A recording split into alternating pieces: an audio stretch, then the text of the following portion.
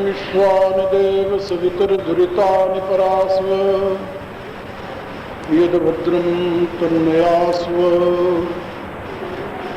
ॐ भूर्भुवस्सुः तत्सवितुर्वरेण्यं भर्गो देवस्य धीमहि धियो यो नः प्रचोदयात्।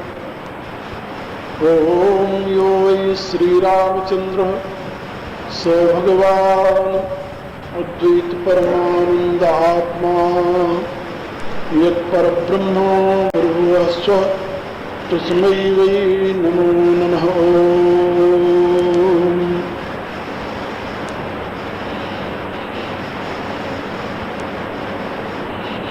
मेरे प्रियात्माओं,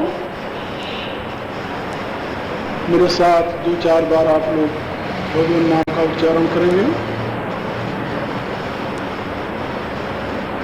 श्री राम जय जय राम,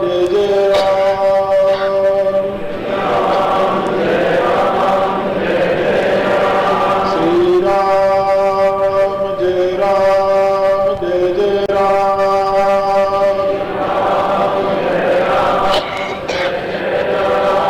श्री राम जय जय राम।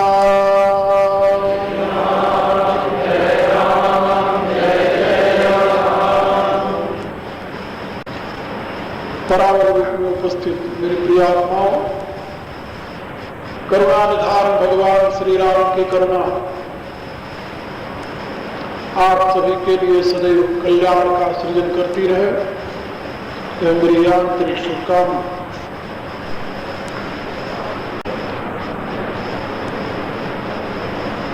सिंहस्थ का महापर्व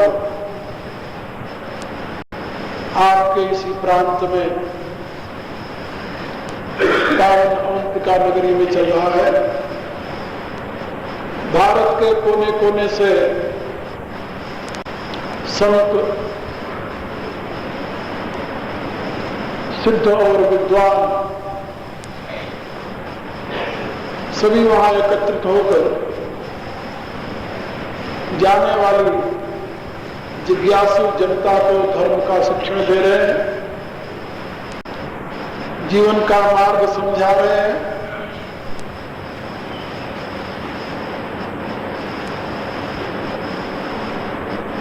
उसी क्रम में ईश्वरीय प्रेरणा से मेरे प्रिय शिष्य सतीश कुलकर्णी विचार हुई कि मैं भी सिंहस्थ महाकुंभ पर्व में भाग लूं और साथ ही आपके इस नगर में 2-3 दिन का निवास करके जो वहां नहीं पहुंचे हैं उनको यहाँ धर्म लाभ प्रदान करा।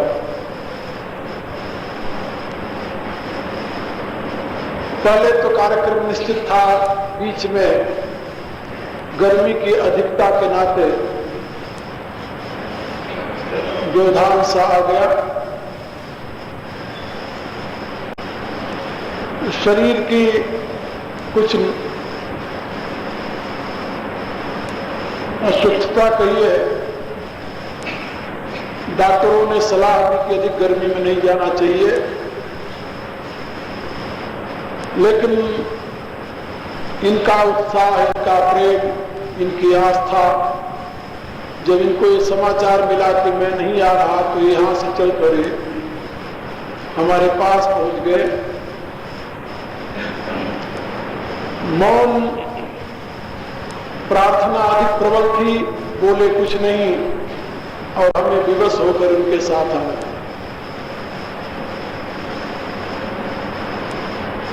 सभी शिष्य तो नहीं, कुछ मेरे शिष्य मेरे साथ जो आश्रम में थे चल पड़े, और हम सभी 5 तारीख को सिंहस्थ महापर्व पर क्षिप्रा के पावन जल में स्नान किए, महाकालेश्वर के दर्शन किए। उसी दिन हम लोग चले गए ओंकारेश्वर। भगवान ओंकारेश्वर की पावन स्थली नर्मदा का पावन तट मेरे परिप्रज्ञा ग्रहण करने का वह परम पुनीत स्थान है, इसलिए वह स्थान मुझे अत्यंत प्रिय है।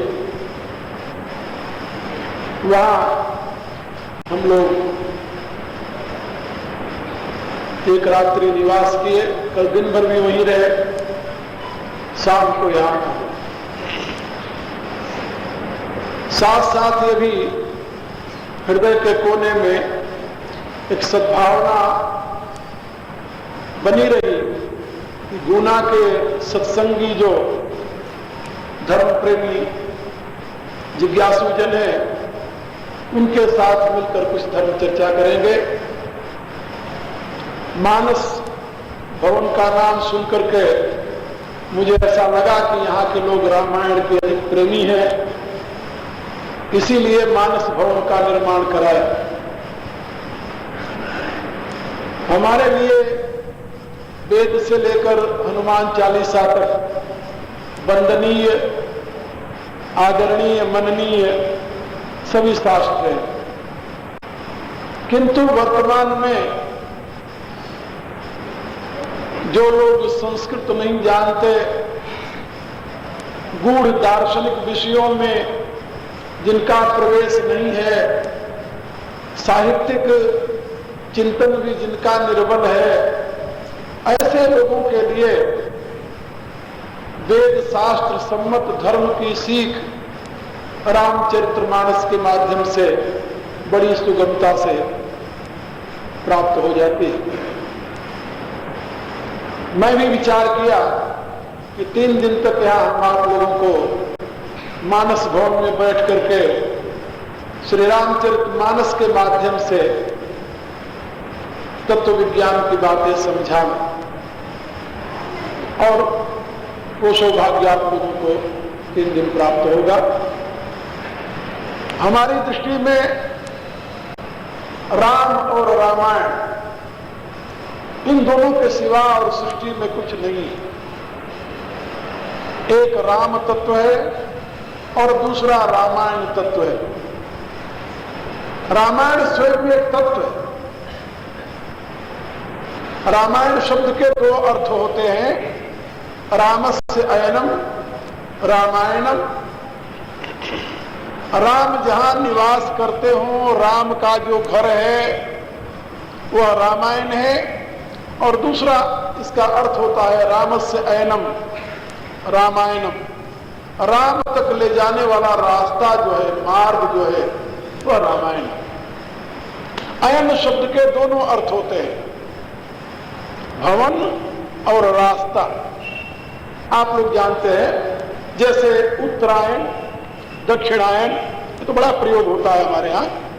तो उत्तरायण माने सूर्य का उत्तर की तरफ से गमन, उत्तर का रास्ता। दक्षिणायन माने दक्षिण का रास्ता।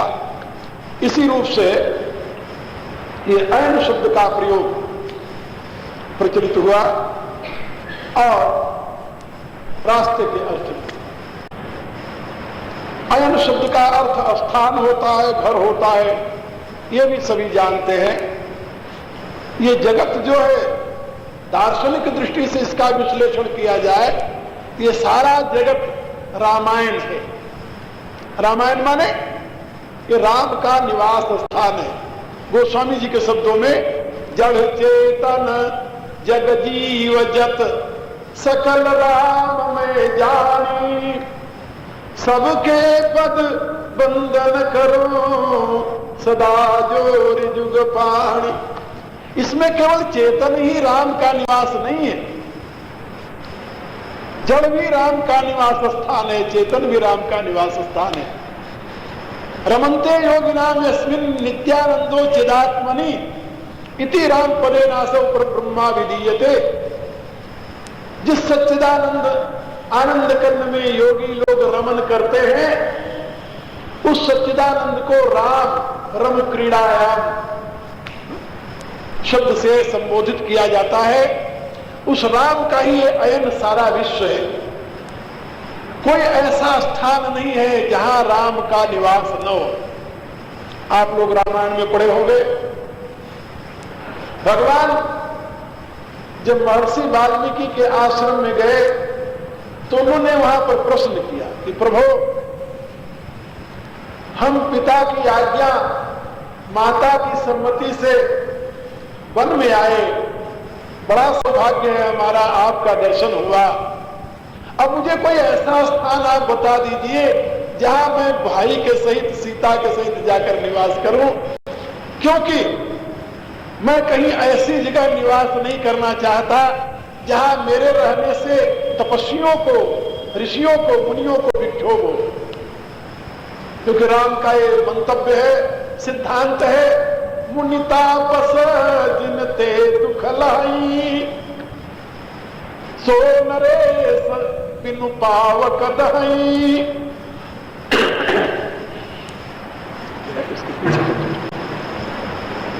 कहां गया?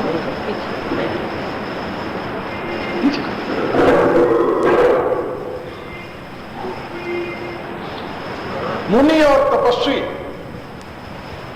विप्र समुदाय जिससे विक्षुब्ध होता हो, ऐसा राजा बिना अग्नि का ही भस्म हो जाता है। इसलिए प्रभु की प्रार्थना है कि हमें वो स्थान बता दीजिए जहां मैं जाकर के निवास करूं। महर्षि वाल्मीकि मुस्कुराए, क्योंकि महर्षि वाल्मीकि से श्रेष्ठ और रामायण राम के अयन को जानने वाला दूसरा कौन है।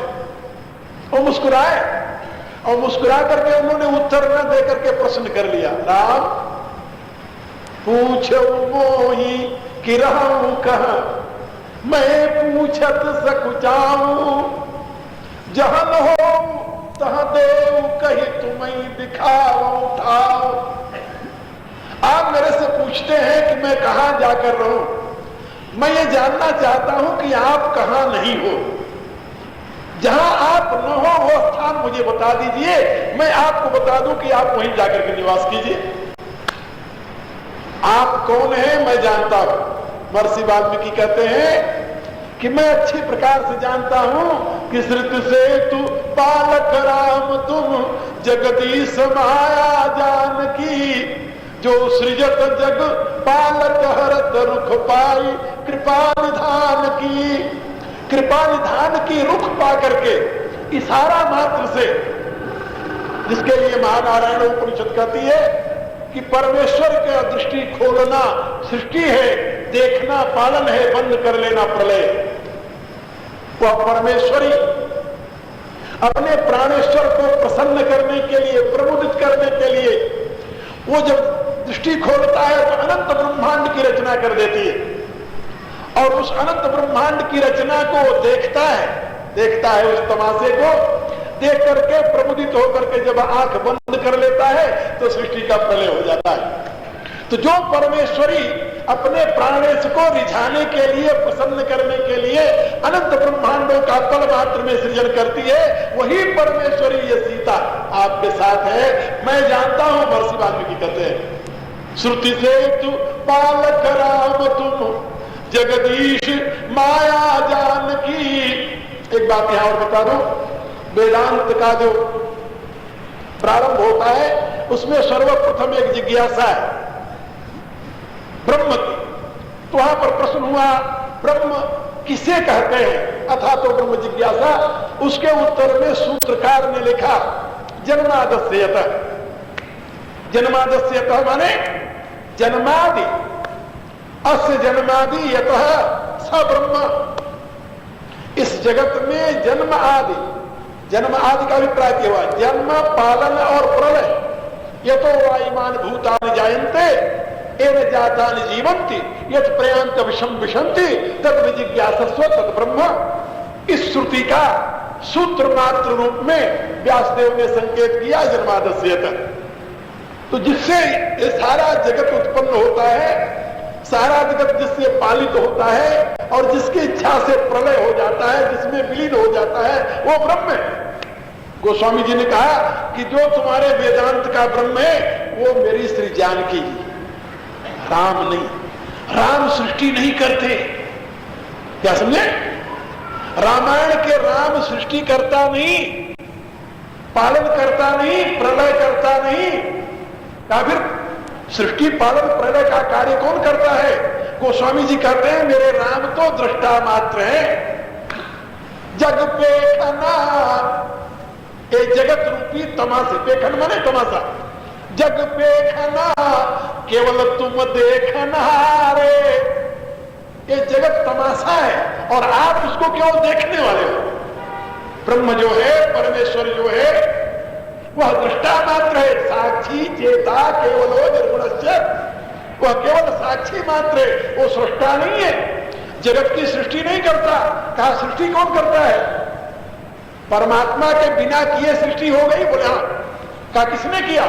कहा परमात्मा ने सृष्टि नहीं किया। गोस्वामी जी ने कहा उद्भव स्थित संहार कार्यम क्लेशार्यम सर्व, परमेश्वर की पराशक्ति जो परमेश्वरी है, श्री सीता है, वह उद्भव स्थिति संहार कार्यम है। वह सृष्टि करती है, पालन करती है और उसको प्रलय कर देती है। जगत बनाई के सजाई धर देते हैं अपने प्राणेश को रिझाने के लिए। वह जगत का निर्माण करती है, उसको सजा करके उसके सामने प्रस्तुत कर देती है और जब प्रभु देख लेते हैं तो सबको समेट करके वो आप में धर लेती है। ये कार्य भगवती का है, ये परमेश्वरी का है, ये परमेश्वर का नहीं है। तो तुलसीदास जी कहते हैं कि जगत को देख, जगत रूपी तमाशे को करने वाले और हैं, आप तो दृष्टा मात्र है। श्रुति से तू पालक राम तुम जगदीश माया जानकी, आप तो जगदीश हैं और आपकी माया ये जानकी है। ये जानकी क्या करती है? जो सृजत जग पालत हरत रुख पाई कृपा निधान की, आपके नेत्र के इशारे मात्र से लवनि में समो भुवन निकाया रचई जासु अनुशासन माया। जगत की रचना माया करती है, ब्रह्म नहीं करता। परमेश्वर सृष्टि करता नहीं। ये तुलसीदास की घोषणा है। क्या तुलसीदास जी अपनी मनमानी कर रहे हैं या शास्त्र कहता है? बोले नहीं, शास्त्र कहता है। तुलसीदास जी कहते हैं मैं शास्त्र की बात करता हूं। असंगो अयम पुरुष, वेद कहता है ये पुरुष तो असंग है। कहा इसकी सृष्टि कौन करता है जब वो असंग है? तो कहा जिन मंत्रों में ये बताया गया है तो वायुमान भूतानि जायन्ते एन जातानि जीवन्ति यत् प्रयान्त विषम तद विजिज्ञासस्व तद ब्रह्म, उसे ब्रह्म कहा गया। कहा तो प्रकृति को भी तो ब्रह्म कहते हैं। ब्रह्म शब्द तो नपुंसक लिंग है, ब्रह्म शब्द तो नपुंसक लिंग है और सृष्टि कार्य में वही प्रकृति के लिए भी प्रयुक्त हो सकता है, पुरुष के लिए भी प्रयुक्त हो सकता है। भगवान से पूछा गया कि सृष्टि के रचयिता कौन है? आप है? भगवान कहते ना मैं नहीं सृष्टि रचता। गीता के 9वें अध्याय में भगवान ने क्या बताया? मया दक्षेण प्रकृति सूयते सचराचरम हेतुनानेन कौन्तेय जगत भी परिवर्तते। सृष्टि कौन करती? कहा मेरी प्रकृति, मैं नहीं करता। मया दक्षेण प्रकृति, मया दक्षिण माने मेरी अध्यक्षता में। अध्यक्षता माने क्या होता? अधियक्ष, अधिसमीपे अक्ष, हमारे नेत्र के सामने। ये सृष्टि कौन करती? प्रकृति करती है। मैं दक्षिण प्रकृति सुयते सचराचर। किसी को हम अध्यक्ष बनाते ना, अध्यक्ष माने क्या? अधियक्ष, दृष्टा मात्र। उसकी आंख के सामने सब हो रहा है, उसको कहते हैं अध्यक्ष। जिसकी आंख के सामने सारा कार्य हो और वो स्वयं कुछ न करे उसको क्या कहते हैं? अधियक्ष। तो परमेश्वर की दृष्टि के सामने सारी सृष्टि हो रही है लेकिन सृष्टि का रचयिता परमेश्वर नहीं, याद रखना। हमारे यहां वेदांत में परमेश्वर को सृष्टि का कर्ता नहीं मानते। ये सब प्रकृति का प्रवाह है। माया मात्रम इदम सर्वम। माया माने मिथ्या नहीं, कहीं इस भ्रांति में न पड़ जाना। माया माने मिथ्या, माया माने मिथ्या नहीं। मायाम तू प्रकृति विद्यान माइनम तू महेश्वर। माया माने प्रकृति, माया माने प्रकृति, परमात्मा की वह पराशक्ति। वेद कहता है मायाम तू प्रकृति विद्या। तो परमेश्वर की पराशक्ति जो माया है वही सृष्टि का निर्माण करती है। इसी बात को जब मनु शतरूपा के समक्ष ब्रह्म प्रकट हुए युगल रूप में, वहां पर भी तुलसीदास जी बताते हैं, वाम भाग शोभित अनुकूला आदि शक्ति छवि निधि जगमूला उपजई जासु अंश गुण खानी अंगणित ब्रह्म लक्ष्मी उमा ब्रह्माणी भृगुटी विलास सृष्टि लय होई राम बाम दिश सीता सोई। जिसके इशारे मात्र से अनंत ब्रह्मांडों का सृजन होता है, जिसके इशारे मात्र से अनंत ब्रह्मा विष्णु महेश उत्पन्न हो जाते हैं, जिसके इशारे मात्र से अनंत उमा रमा ब्रह्माणी उत्पन्न हो जाती है, वह भगवती परमेश्वरी श्री सीता रूप में वहां पर विराजित। राम बाम दिश सीता सोई। मैं आप लोगों को जो बता रहा था कि यह विश्व राम और रामायण के सिवा कुछ नहीं है। यदि मेरे से पूछो कि राम कौन है तो मैं कहूंगा वह शुद्ध सच्चिदानंद ब्रह्म राम है। क्या फिर रामायण कौन है? क्या उसकी पराशक्ति परमेश्वरी भगवती श्री सीता, यही रामायण है। रामायण माने उसकी पराशक्ति परमेश्वरी भगवती श्री सीता रामायण है, क्योंकि वही राम का घर है, वही राम रमण करते हैं। जहां राम रमण करें वही तो राम का दूसरा नाम क्या है? सीता रमण, जानकी रमण। अपन क्या पुकारते हैं? सीता रमण, जानकी रमण आदि नामों से पुकारते हैं। वही राम है। किसमें रमण करते हैं? कहा इस जगत में रमण करते हैं, कण कण में रमण करते हैं। फिर कण कण क्या हो गया आप सोचिए। जिस कण कण में रमण करते हैं राम, वो कण कण क्या है? रामायण। राम किसमें रमण करते हैं? कहा जानकी रमण है, वो सीता रमण है, वो सीता में रमण करते हैं, जानकी में रमण करते हैं, भगवती में रमण करते हैं। इसलिए ये सारा विश्व भगवती का स्वरूप है। सर्वरूपमयी देवी सर्व देवी मयम जगत अतोहम विश्वरूपांतम नमाम परमेश्वरी। भगवान मार्कंडे प्रार्थना करते हुए भगवती से कहते हैं सर्वरूपमयी देवी सर्वदेवी मयम जगत। ये सारा भगवती का स्वरूप है और भगवती ही रामायण है। रामायण, रामायण माने राम का रमण स्थान, राम का निवास स्थान, राम का विश्राम स्थान।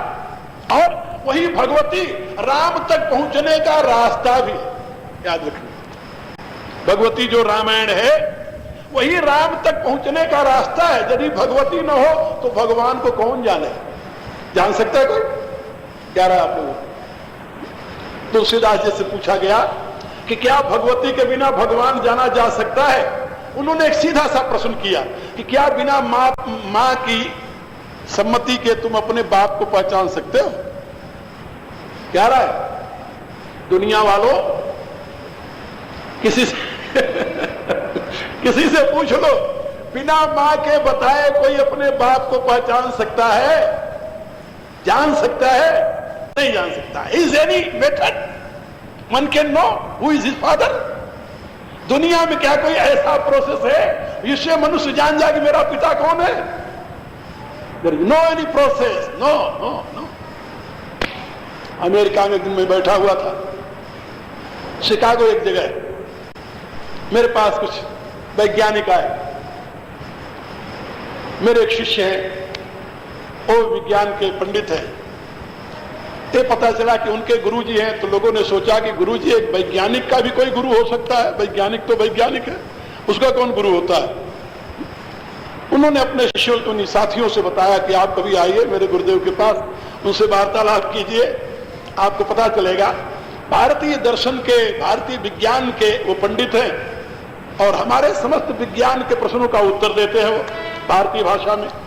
उनको बड़ा आश्चर्य हुआ। कि भारत में तो पुरानी बातें लोग जानते हैं, महात्मा महात्मा तो और कोई पौराणिक होंगे, उनको विज्ञान से क्या लेना देना। उन्होंने कहा कि आप, मैं नहीं बताता, स्वयं आइए मिलिए। मैं बैठा हुआ था, आ गए कुछ लोग, बैठ गए।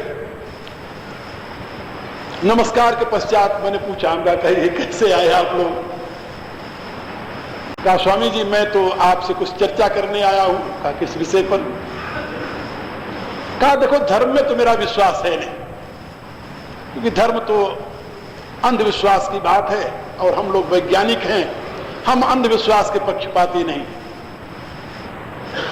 हाँ, कोई बात युक्ति से, वैज्ञानिक ढंग से, in the scientific way if you want to say something, यदि आप हमें वैज्ञानिक तरीके से कुछ कहना चाहें, समझाना चाहें, तो हम उसे समझने के लिए आपके पास आए। हम कहा यार तुम झूठ क्यों बोलते हो? मेरे पास बैठ करके झूठ क्यों बोलते हो? तो कहा झूठ तो नहीं बोलता, सत्य कहता हूं। हम कहा ये मैंने क्या झूठ कहा? उन्होंने पूछा। हम कहा सबसे पहली बात तुम्हारा ये कहना झूठ है कि हम लोग अंधविश्वासी नहीं है। दुनिया में कोई ऐसा सभ्य समाज, सभ्य मनुष्य नहीं है जो अंधविश्वासी न हो। चौपड़े अंधविश्वासी? हमका विश्वास तो अंध ही होता है, विश्वास के कहां आंख होती है? यदि आंख से देख लिया गया तो विश्वास करना, वो तो जानी हुई बात हो गई। विश्वास तो मानने को कहते हैं। हम आप पर विश्वास करते हैं, माने हम आपको मानते हैं, स्वीकार करते हैं। उसमें कुछ लोग जो भारत से गए हुए थे, बैठे हुए थे, मैंने उनसे पूछा, हम कहा भारत से यहाँ आए? बोले पासपोर्ट बनवाया? बोले बनवाया। हम कहा पासपोर्ट में सबसे पहले वल्दियत लिखी जाती है, पिता का नाम, आपने भी लिखा होगा? बोले। हम कहा आपने परीक्षण किया था कि आपका बाप कौन है?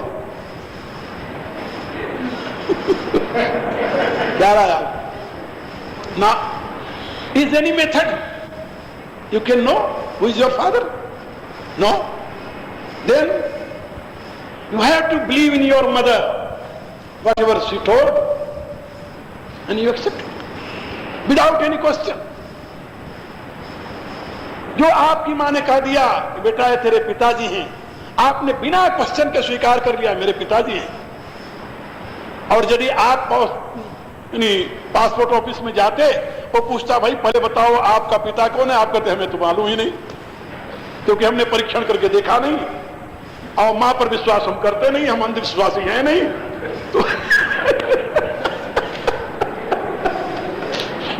क्या रहा है?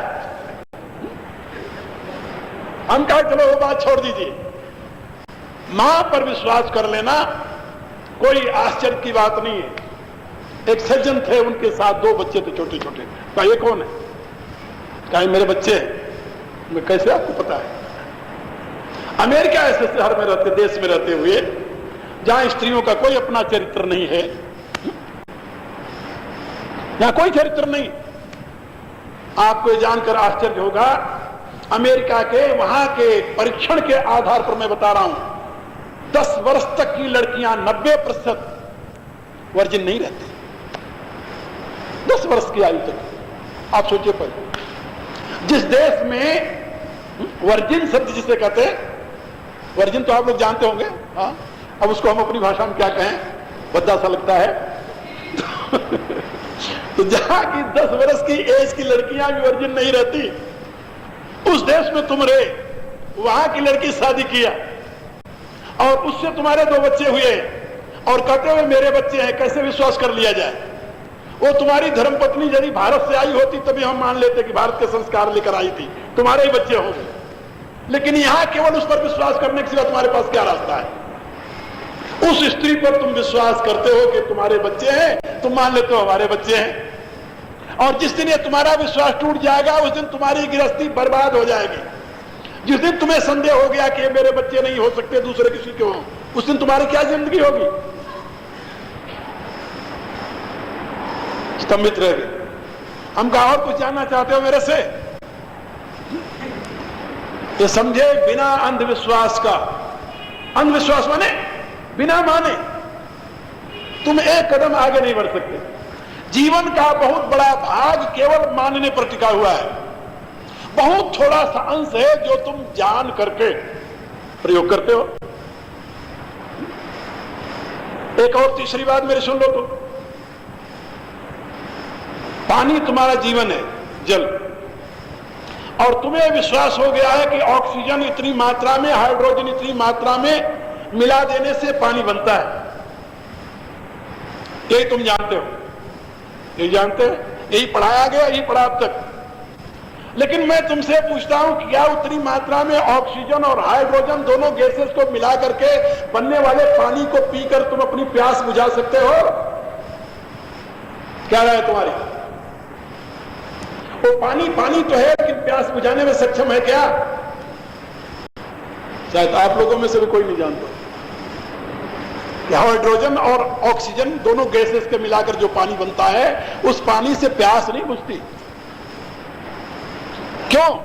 भारतीय तत्व विज्ञान कहता है कि पानी में 3 तत्व हैं, 2 नहीं, और प्यास बुझाने वाला जो तत्व है वो तीसरा है। लेकिन ऑक्सीजन और हाइड्रोजन केवल 2 तत्व हैं जिनको मिलाकर तुम पानी बनाते हो। वो पानी जैसा है लेकिन पानी नहीं है। खोज करो इस पर। जिसको तुम कहते हुए साइंटिफिक प्रोसेस है, वो तो 100% अंधविश्वास पर टिका हुआ है, 100%। वो ये कहने लगा, हाउ कैन यू से सर? हम कहा, मैं कह सकता हूं कि समस्त ज्ञान का आधार अक्षर है। अक्षर, दुनिया में जितना ज्ञान है, समस्त ज्ञान का आधार अक्षर है। हमारे यहां वैदिक विज्ञान में, वैदिक क्रम में 4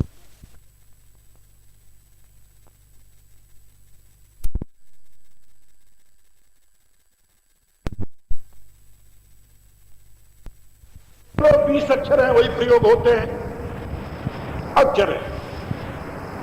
लेकिन दुनिया में जितना विज्ञान है, समस्त विज्ञान का आधार केवल अंक है, 9 अंक, 1 2 3 4 5 6 7 8 9 केवल।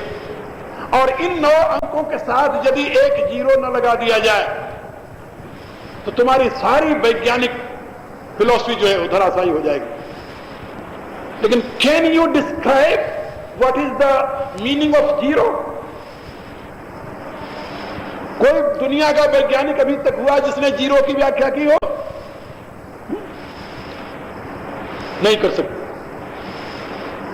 नहीं है। फिर जिस 0 के आधार पर सारा गणित अवलंबित है, जिस गणित के आधार पर सारा विज्ञान अवलंबित है, भला सोचो, उस 0 को कुछ पता ही नहीं है। That is only accepted truth, not invented truth. That 0 is only accepted truth, not invented truth. और तुम कहते हो हम वैज्ञानिक हैं इसलिए हम अंधविश्वासी नहीं। भला सोचो, तुम से कहने लगे, साहब हम इतना तो भी कभी सोचे ही नहीं थे जो आप पूछ रहे हो मेरे से।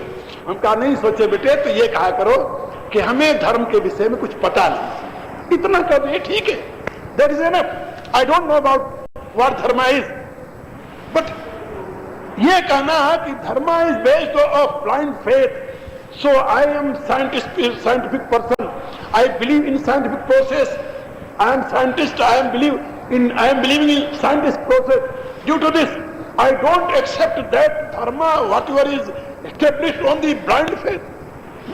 How you can say that? अब बात उनके समझ में आई। हम कहा, अब मेरे पास बैठो तुम, अब मैं तुम्हें समझाऊंगा। अब तुम समझ गए भारतीय दार्शनिक क्या कर सकता, क्या समझा सकता तुम्हें। इसलिए सब कुछ विज्ञान पर अवलंबित है, ऐसी बात नहीं। विज्ञान भी यही मानता है कि यह सृष्टि का सारा प्रवाह सृष्टि का इस ऊर्जा में, ऊर्जा जिसे कहते हो नेचर में। हम कहें, ये तो हम पहले से चिल्लाते आ रहे हैं, तुम्हें किसने कह दिया कि हम कहते हैं ईश्वर सृष्टि करता है? ईश्वर सृष्टि करता है ये हम नहीं कहते। ये कौन कहता है? कहा, ये तो ईश्वरवादी कहते हैं। ये बाइबल कहती ईश्वर सृष्टि करता है, ये यानी ओल्ड टेस्टामेंट कहती ईश्वर सृष्टि करता है, न्यू टेस्टामेंट कहती ईश्वर सृष्टि करता है, ये कुरान कहता है ईश्वर सृष्टि करता है। हमने तो कभी कहा ही नहीं कि ईश्वर सृष्टि करता है। ईश्वर सृष्टि करता ही नहीं, ईश्वर तो असंग है, वो सृष्टि कैसे करेगा? फिर सृष्टिकर्ता कौन है? सृष्टिकर्ता प्रकृति, nature. Nature evolution and involution are going on always into nature. ये आविर्तिरोभावात सूत्र है सांख्य का, आविर्तिरोभावात संचरा प्रति संचरा, ये तो नेचर का प्रवाह है। गीता कहती है मया दक्षिण प्रकृति सुयते सचराचरम, ये बात बिल्कुल सत्य है, बिना एक वैज्ञानिक मस्तिष्क के इसके पीछे हुए। नेचर ब्लाइंड इस प्रकार की व्यवस्था नहीं कर सकती, इसलिए भगवान ने कहा मया दक्षिण, मेरी दृष्टि में, इंस्पायर्ड बाय मी, परमात्मा के द्वारा प्रकाश प्राप्त करके प्रकृति अनंत ब्रह्मांड का सृजन करती है। तो जो परमात्मा प्रकृति को प्रकाशित करता है, जिसके प्रकाश में प्रकृति अनंत ब्रह्मांड का सृजन करती है, उसी प्रकृति का नाम है सीता। रामायण की वही सीता है, वह स्वयं को इवोल्यूट करती है जगत के रूप में। यह नहीं कि सीता सृष्टि करती है, ऐसी बात नहीं। सीता स्वयं सृष्टि के रूप में इवोल्यूट होती है, स्वयं प्रकट होती है और सृष्टि को अपने आप में स्वयं समेट लेती है। दुर्गा सप्तशती में इसका बड़ा सुंदर विवेचन है। इसलिए मैं आप लोगों से बता रहा था कि यह सारा विश्व रामायण है, जिसमें राम विश्राम करते हैं, जिसमें राम रमण करते हैं, वो ये सारा विश्व है, इसको कहते हैं रामायण। और यदि सृष्टि न हो तो क्या आप राम को जान सकते? क्या राय? यदि ये शरीर न हो, बुद्धि से लेकर के स्थूल शरीर तक ये काया न हो, क्या इसमें रहने वाली आत्मा को आप जान सकेंगे? क्या राय? नहीं जान सकते, असंभव, impossible. There are numerous souls are living in the space, but we are not aware about it. इस स्पेस में अनंत जीव विश्राम कर रहे हैं, लेकिन किसी के विषय में हम सजग नहीं, जानते नहीं। जब वो शरीर धरकर हमारे सामने आते हैं, तब हम उनको जानते हैं, पहचानते हैं। योग दर्शन में प्रश्न किया गया कि प्रकृति पुरुष के प्रकाश में सृष्टि क्यों करती है? महर्षि पतंजलि ने बताया, स्वस्वामी शक्ति उपलब्ध हेतु संयोग का, अपनी शक्ति और अपने स्वामी की शक्ति को प्रकट करने के लिए प्रकृति उस पुरुष से संयोग करती है। स्वशक्ति और स्वामी शक्ति। यदि प्रकृति का पुरुष से संयोग न हो, यदि शरीर ये आत्मा के साथ न हो, तो न तो आत्मा के गुण स्वभाव धर्म को आप जानेंगे और न तो शरीर के गुण स्वभाव धर्म को आप जानेंगे। तो शरीर और शरीर दोनों के गुण स्वभाव धर्म को जानने का माध्यम ये शरीर है।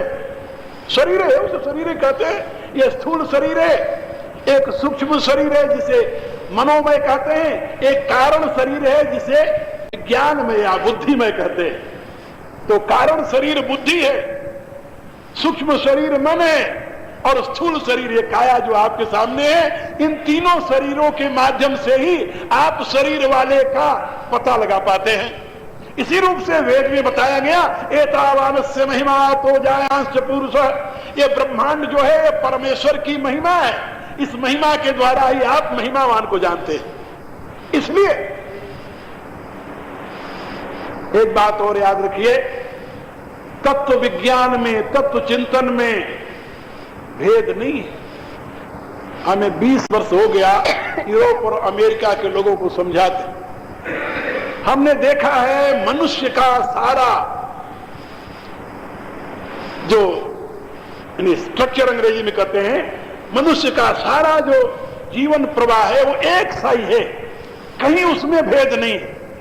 वही बुद्धि है, वही मन है, वही अहम है, वही इंद्रियां हैं, वही शरीर है, वही आहार विहार की प्रवृत्ति है।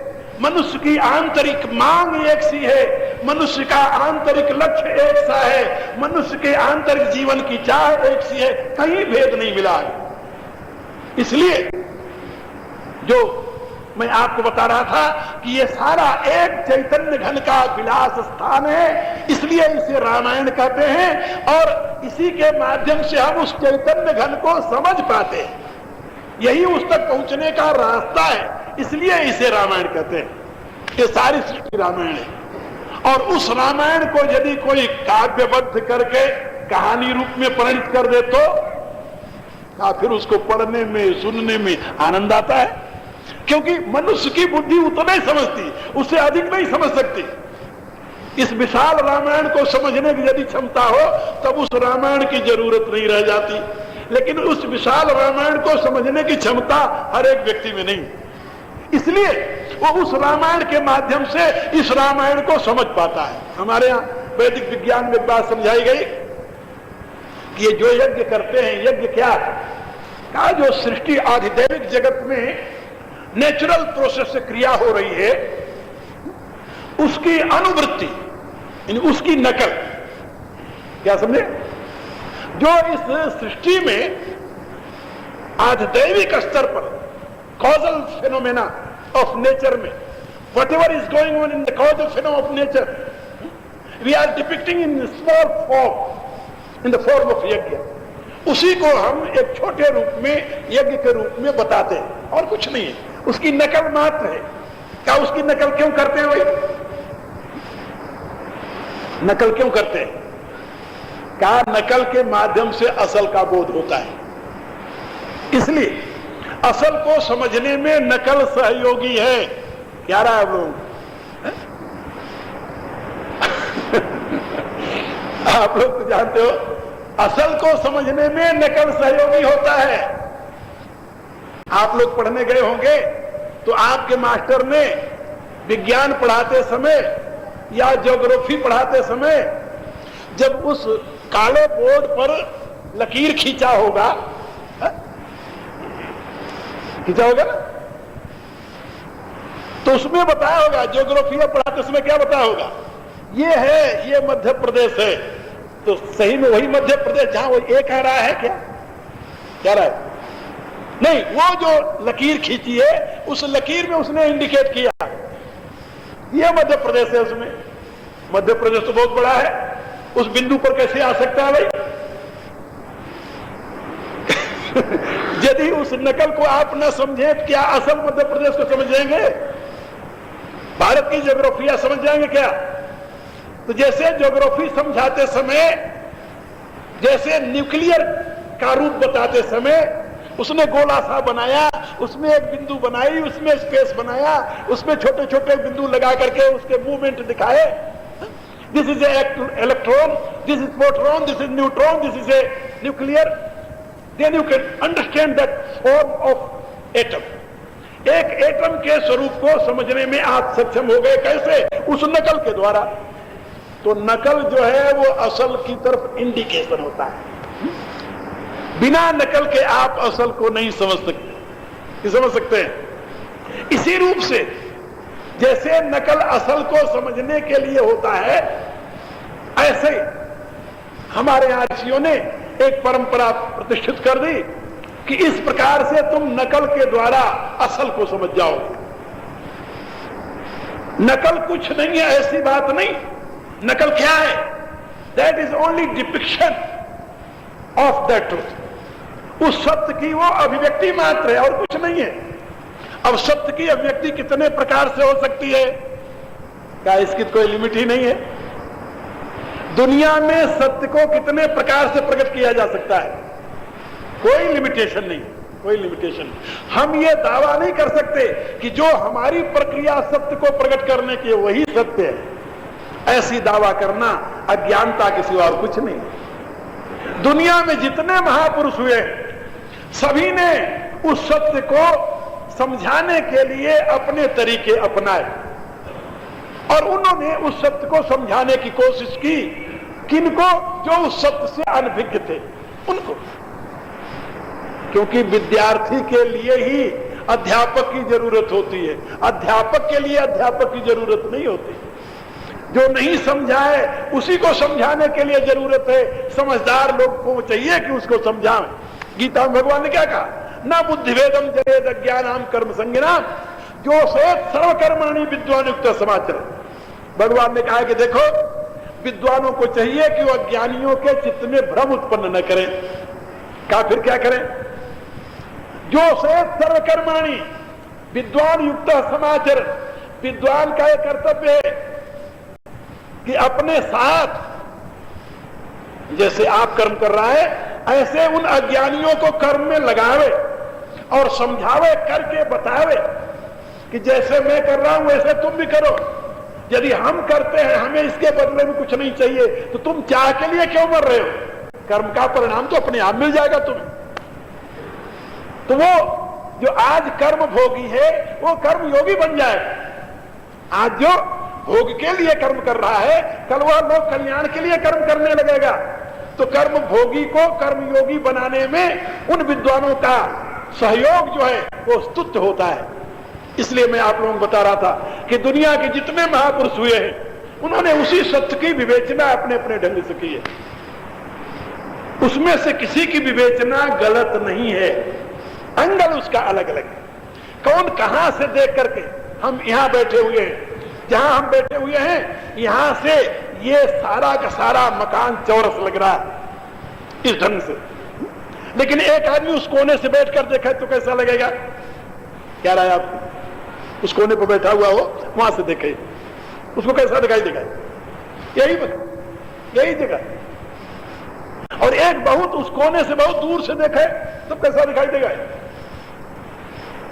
इसका रूप बदल जाएगा। कहने का अभिप्राय, जिस एंगल से उसने देखा है वो अपने एंगल की बात कर रहा कि हमने यहां से इसको ऐसे देखा। तत्वदृष्टा महर्षियों ने इसको बहुत सूक्ष्म स्तर से देखा, बहुत सूक्ष्म स्तर से। जो कहते हैं ना, उनकी वाणी समाधि भाषा की वाणी है। समाधि भाषा माने क्या? सूक्ष्मतम स्तर में जाकर के इस सत्य को देखा, उन्होंने उसका विश्लेषण किया कि यहां सृष्टि में कुछ बनता नहीं है, कुछ बिगड़ता नहीं है। फिर कहा ये सृष्टि तो प्रवाह रूप से नित्य चलती रहती है। तुलसीदास ने क्या कहा? देवी मोह बस सोचिए बादी, विधि प्रपंच अस अचल अनादि। ये विधि प्रपंच जो है अचल है और अनादि, अनादि काल से चला रहा। कब से सृष्टि हुई है कौन बता सकता है? उस नित्य प्रकृति में सृष्टि रूपी बुलबुला कब उठा, कब उसमें समा गया? ये उठने और समाने की प्रक्रिया कब से चल रही है? कौन समझा सकता है इसे? कोई नहीं बता सकता। अनंत ब्रह्मांड का उदय और लय एक निमेष में हुआ करता है। अब उसी सत्य को वैज्ञानिक स्वीकार कर रहे हैं और कह रहे हैं कि हाँ ये बात ठीक है, अनंत ब्रह्मांड। पश्चिम के लोगों को तो आज से 100 वर्ष पहले अनंत ब्रह्मांड की कल्पना भी नहीं थी, कल्पना भी नहीं। और महानारायण उपनिषद में हजारों वर्ष पहले उस अनंत ब्रह्मांड की पूरी व्याख्या की गई है। आज से 400 वर्ष पहले गोस्वामी तुलसीदास जी ने अपनी रामायण में अनंत ब्रह्मांड की व्याख्या की। आज का वैज्ञानिक एस्ट्रोनॉमर जो है अब उसी अनंत ब्रह्मांड को स्वीकार कर रहा है। They are still how those great seers knew about this. वो वैदिक ऋषि कैसे जान सके कि ब्रह्मांड अनंत है? जिस पृथ्वी पर हम हैं, ये पृथ्वी एक सूर्य की सदस्य है। ऐसे पृथ्वी, ऐसे और भी उसके कई सदस्य हैं। जो हमारा ये सूर्य है, एक और दूसरे सूर्य का ये सदस्य है। जिस सूर्य का ये हमारा सूर्य सदस्य है, सूर्य मंडल का, उस सूर्य मंडल में 42 बिलियन, आप सोचिए, उसमें 42 बिलियन, 42 बिलियन यानी 42 खरब सूर्य रहते हैं। उसमें हमारा सूर्य एक है, 42 खरब सूर्यों में। और वो जिसका सदस्य है, उस 42 खरब सूर्य के उस ग्रुप को क्या कहते हैं? नेबुला कहते हैं। और ऐसे कितने नेबुला हैं? वो कहते हैं countless, there are countless nebulas we can see in galaxies. एक वैज्ञानिक कहता है कि I counted 72 million nebulas, but there is not end, we can't say. और तुलसीदास जी कहते हैं दिखरावा मातई निज अद्भुत रूप अखंड, रोम रोम महलागे कोटि कोटि ब्रह्मांड। अनंत ब्रह्मांड उस परमेश्वर के एक एक रोम में लटक रहे हैं। जिस परमेश्वर के रोम रोम में अनंत ब्रह्मांडों की स्थिति है, जिस परमेश्वर की माया लवनी में समह भुवन निकाया, रचई जाओ सु अनुशासन माया, जिसकी माया माने प्रकृति, ये नेचर, ये एनर्जी एक निमेष में अनंत ब्रह्मांडों का सृजन कर देती है। भला उस परमात्मा के विषय में कौन क्या कर सकता है? क्या कर सकता है? कैसे कह सकता है कि जो मैं कह रहा हूं वही सत्य है, दूसरा जो कह रहा है गलत है? इसलिए मैं आप लोगों को समझा रहा था कि ये सारा विश्व, इसमें कोई भेद नहीं है, कोई भेद नहीं। भेद तो हमने लकीर खींच रखा है, जैसे पृथ्वी पर लकीर खींच करके कहा है कि ये यहां तक तो भारत है, यहां से दूसरा देश बन गया, यहां से दूसरा देश बन गया। Can we create division on the earth? क्या रहा है? कोई आज दिन तक ऐसा पैदा हुआ जो पृथ्वी को टुकड़े टुकड़े में कर दे?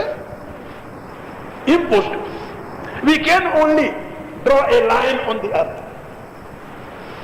और कुछ नहीं कर सकते। पृथ्वी के ऊपर एक लकीर खींचने के सिवा हमारी बुक्कत और कुछ करने की नहीं।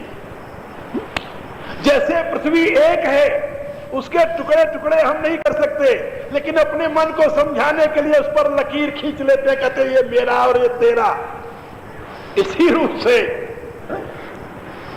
मनुष्य अपनी अज्ञानता से इस दुनिया में बहुत मेरे और तेरे का विभाजन कर लेता है, लेकिन तत्वतः वहां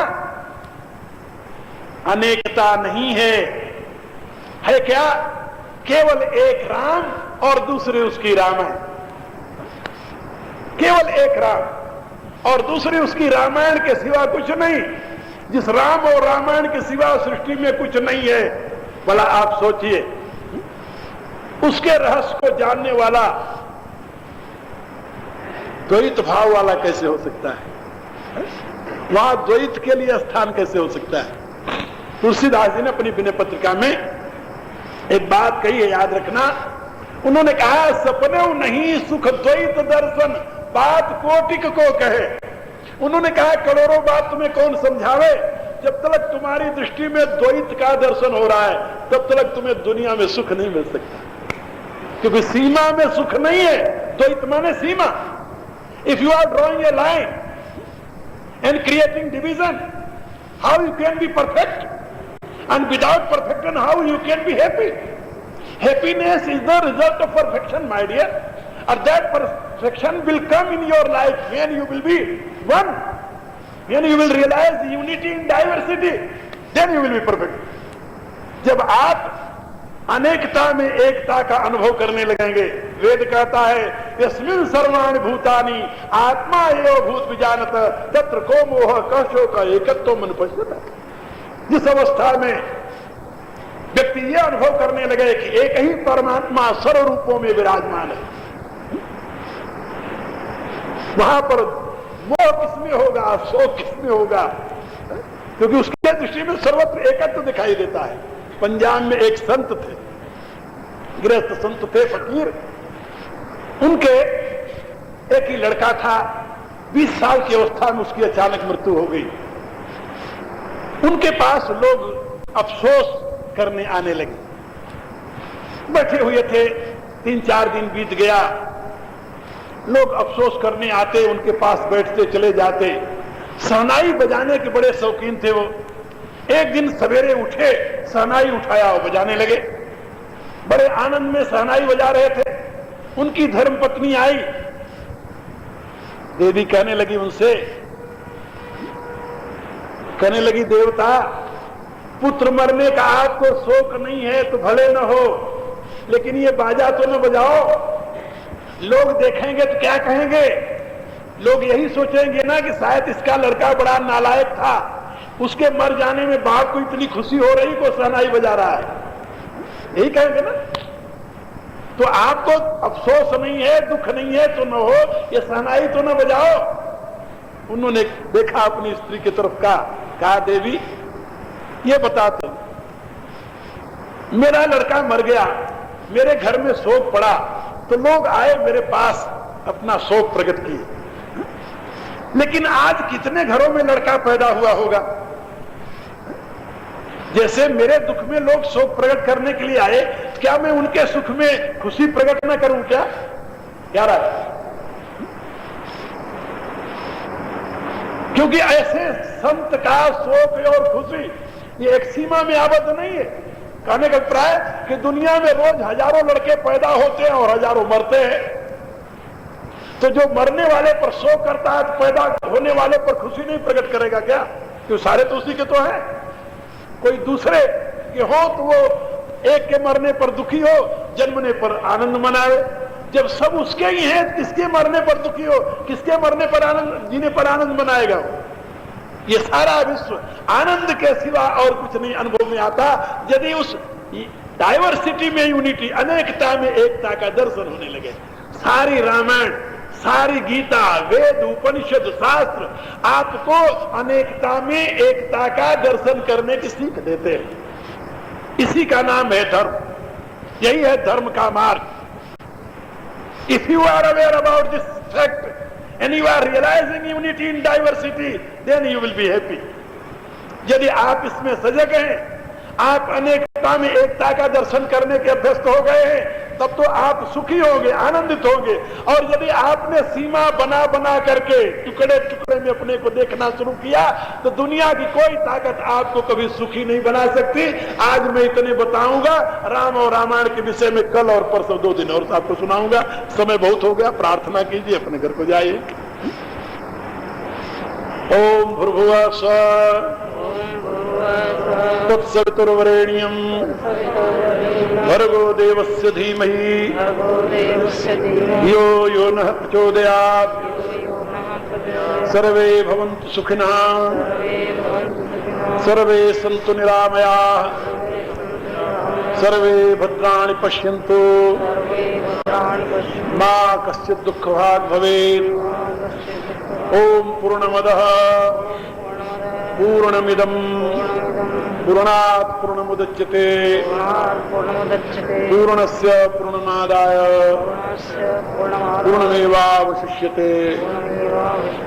ओम शांति शांति शांति। अनेकता में एकता का दर्शन, ये ब्रह्म विद्या का लक्ष्य है, ब्रह्म विद्या की सीख है। उसी ब्रह्म विद्या के प्रचार और प्रसार में ब्रह्म ऋषि मिशन नाम की संस्था निरंतर देश में विदेश में बिना किसी भेदभाव के मानव मात्र के लिए उसकी एक ही सीख है।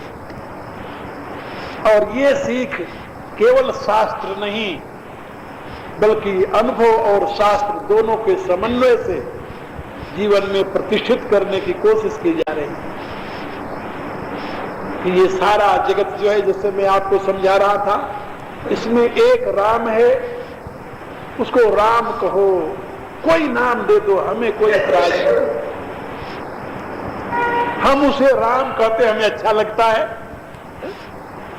और हमारे यहाँ हर एक शब्द का अर्थ होता है और अर्थ के अनुसार शब्द का प्रयोग होता है। इसलिए राम शब्द हमें इसलिए अच्छा लगता है कि सब में रम रहा है, सबको रमा रहा है, सबको आनंदित कर रहा है। रम क्रीड़ाया, राम शब्द का अर्थ होता है क्रीड़ा करने वाला, तो सब में रमण कर रहा है, सब में क्रीड़ा कर रहा है, इसलिए उसे राम कहते हैं। और उसी के जानने का जो माध्यम है, उसकी शक्ति, उसकी प्रकृति, उसकी महिमा, उसी का नाम रामायण है। वह उस तक पहुंचने का रास्ता भी है और उसका निवास स्थान भी है। इसके सिवा और कुछ नहीं है। इसको दर्शन की भाषा में प्रकृति और पुरुष कहते हैं, वेदांत की भाषा में ब्रह्म और माया कहते हैं, सांख्य की भाषा में प्रकृति पुरुष है, वेदांत की भाषा में ब्रह्म और माया है, वैष्णवों की भाषा में श्री और नारायण है, शैवों की भाषा में उमा और महेश्वर है। और ये अपने यहाँ की भिन्न भिन्न भाषाओं में पुकारा जाता है। और दूसरी भाषाओं में उसी को हम गॉड हेड कहते हैं, उसी को हम अल्लाह कहते हैं, अनेक नामों से पुकारा जाता है। भाषा अलग होने से वस्तु अलग नहीं होती, ये बात याद रखा। भाषा अलग होने से, वाटर कहने से जल का कुछ नहीं बिगड़ता, आग कहने से जल परिवर्तित नहीं हो जाता, जल कहने से, तोयम कहने से, नीरम कहने से, अनेकों नाम है। यहाँ भारत में ही अनेकों भाषाओं में अनेकों नाम है। एक पानी के अनेक नाम हो सकते हैं, एक हवा के अनेक नाम हो सकते हैं, एक अग्नि के अनेक नाम हो सकते हैं। भला आप सोचिए, तो एक परमात्मा के कितने नाम हो सकते हैं, कौन जान सकता है भाई? तो किसी भी नाम से उस एक को जो अनेक रूप में प्रकट है उसको पुकारो और जानो। ये ब्रह्म ऋषि मिशन का ध्येय है, ये ब्रह्म विद्या का अंतिम सीख है। वही उसी का प्रचार प्रसार इस भारत देश में विदेशों में किया जा रहा है। मेरे करीब 20 शिष्य शिष्याएं हैं जो इसका प्रचार कर रही हैं। सभी हाईली क्वालिफाइड हैं, सभी पीएचडी डबल एमए से कम कोई नहीं है जितने बैठे हुए यहाँ पर। और ये तो इनका वो अध्ययन है, एकेडमिक जिसे कहते हैं। बाकी 20-20 वर्षों से मेरे साथ रहकर अध्ययन कर रही हैं। तो सभी अच्छे वक्ता हैं, सभी पूर्ण विरक्त हैं और देश विदेश में काम कर रहे हैं। और भी हमारी जो मोनेस्ट्री है, जहाँ हमारा केंद्र है, हरियाणा में पड़ता है, वो विराटनगर नाम से स्थान है। तो वहाँ इस प्रकार की शिक्षा दी जाती है, पढ़ाया जाता है, योग्य बनाया जाता है। वहाँ पर योग और ब्रह्म विद्या ये दो मुख्य विषय हैं, ब्रह्म विद्या और योग। और हमारा मूल आधार दर्शन जिसे कहते हैं वो भगवत गीता है। ब्रह्म विद्या योग शास्त्र ये दो हमारे, ब्रह्म विद्या बोधात्मक, योग शास्त्र क्रियात्मक, ये भगवत गीता के दो पहलू, बोधात्मक ब्रह्म विद्या और क्रियात्मक प्रैक्टिकल। जैसे आप जानते हो ना, थ्योरी एंड प्रैक्टिकल। तो जैसे हर एक विज्ञान में थ्योरी और प्रैक्टिकल होता है, ऐसे ही ये जो ब्रह्म विज्ञान है, इसको स्पिरिचुअल साइंस कहते हैं, इसमें भी थ्योरी और प्रैक्टिकल दो पहलू हैं।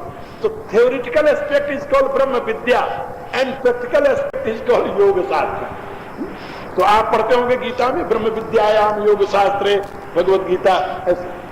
तो ये दोनों का प्रचार सारे देश विदेश में हम लोग कर रहे हैं। सौभाग्य से ऐसा समझ लो, हमारे प्रिय शिष्य सतीश कुलकर्णी की प्रेरणा से आप लोगों के मध्य में भी आ गए हैं और 2-3 दिन तक चर्चा करेंगे। आज एक दिन चला गया, 2 दिन और रह गया है। आप लोगों को मैं इनवाइट करता हूं, दिन में भी जिसको चाहो किसी विषय में बिना संकोच आप मेरे पास आ सकते हैं 8 बजे के बाद। और वहां आइए, मेरे पास बैठिए। जहां मैं ठहरा हुआ हूं वो क्या कहते हैं भाई उसे, हाउसिंग बोर्ड कॉलोनी, ये पास में है, आपके दूर नहीं, जहां सतीश जी रहते हैं हाउसिंग बोर्ड कॉलोनी में। वहां पर आप आइए, किसी से पूछिए कि यहाँ स्वामी जी कहाँ ठहरे हुए हैं, वहां आपको बता देगा।